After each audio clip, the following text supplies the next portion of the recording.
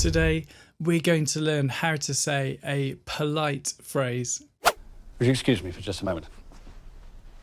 This is a great phrase for when you are speaking with someone and you suddenly need to go and attend to another matter. For example, you might be in a meeting and suddenly you have to take a phone call. So you can say, "Would you excuse me for just a moment?" So let's look at how to say it just like a native speaker. So we start with the classic would you.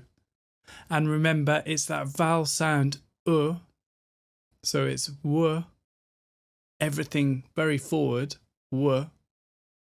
And then the front of the tongue presses at the top of the mouth. Now it's not right at the point of the tongue because that makes the d or the t sound. It's more the front of the tongue, but pressed flat at the top here, would.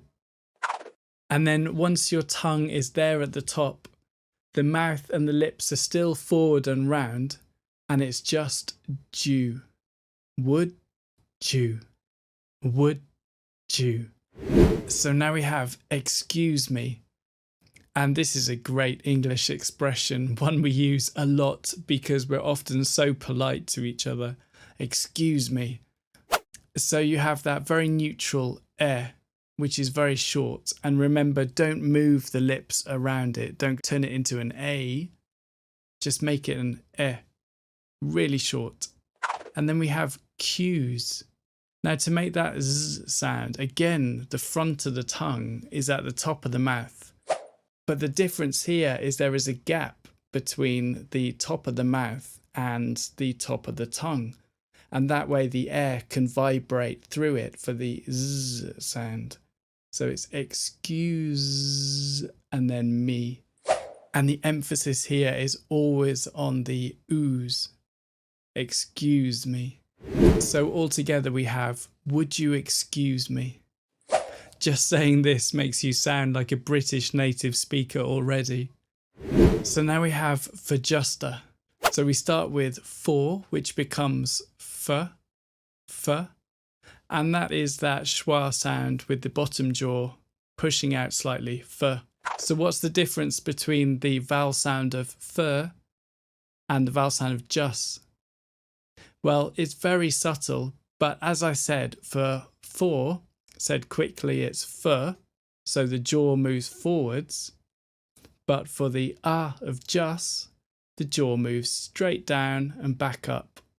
So it's f, jus.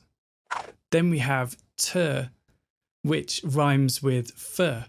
So it's that bottom jaw forward again.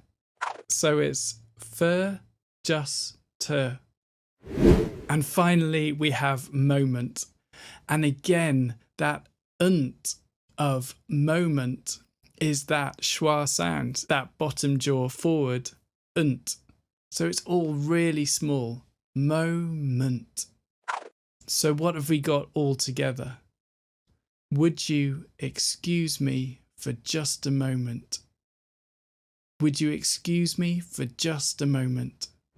So which words does he stress in this sentence? Would you excuse me for just a moment? Would you excuse me for just a moment? So even though it's quite subtle, the words he stresses are, would you excuse me for just a moment? So it's excuse, just, and moment.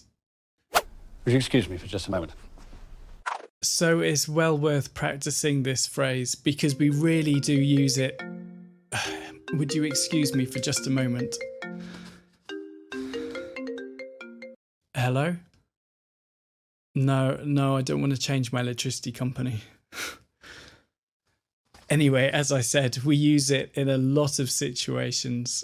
So have fun practicing it and good luck. Would you excuse me for just a moment?